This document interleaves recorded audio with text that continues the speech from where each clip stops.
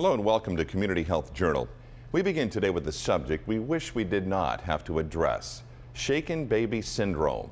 It happens to newborn babies, often the result of someone reaching a breaking point of emotions that trigger violent, sudden fits of anger. Today, a powerful example of a family who experienced shaken baby syndrome and is sharing its gripping story to serve as a message to others. If by doing these presentations, we can prevent one event of shaken baby syndrome, then Brian's life has not been lived in vain. There's a lot of things that he was supposed to do, I think, as a mother, that he won't get to do. So now his mission is to touch lives. Kristin Fott's life changed forever 20 years ago. She had recently given birth to her second son, Brian, and was going back to work as a birth center nurse at a hospital in Moses Lake. It was while she was gone for just a brief period of time, an hour and a half, that her former husband violently shook Brian to the point of severe injury. Today, Kristin shares her tragic story with anyone who will listen, in hopes of keeping what happened to Brian from happening to anyone else. The doctors there insisted that this was absolutely couldn't be the case. This is a very normal family with, you know, average middle income, church going, yada da da da. They would have put their life on the bet for that one. And that's why I want to emphasize this. People who lose their temper and shake a baby are not, they're not people with horns and, you know, pitchforks sticking out their head or anything. It's normal people with the normal rainbow of human emotions who, for whatever combination of events, they lose control.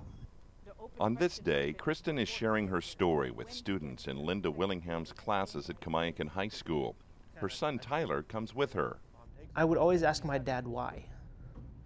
And he never could really explain to me. I don't think he could have handled it, explaining why things happened the way they did. I think that he buried that very deep because it was a very, very hard thing to cope with. Because when you hurt another person, you have to live with that. And he knows that, and it's a very hard thing to live with. Tyler, Brian, and a third brother, Eric, remain connected with their dad, who right after the tragedy had to spend some time in jail because it's a felony. After sharing their stories with the students and answering any question they wanted, no matter how tough, Brian joined the presentation.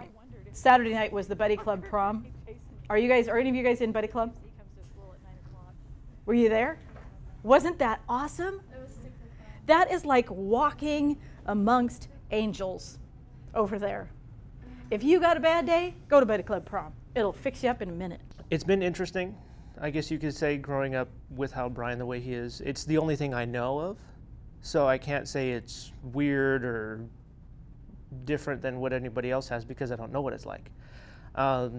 I wouldn't say it's bad for me having Brian the way he is because it's not been an inconvenience, because like I said, I don't know how it is to not have Brian around, and having Brian around is a blessing. I mean, every time you see him just lights up with a smile on his face, you're just like, hey, that's a pretty happy kid right there.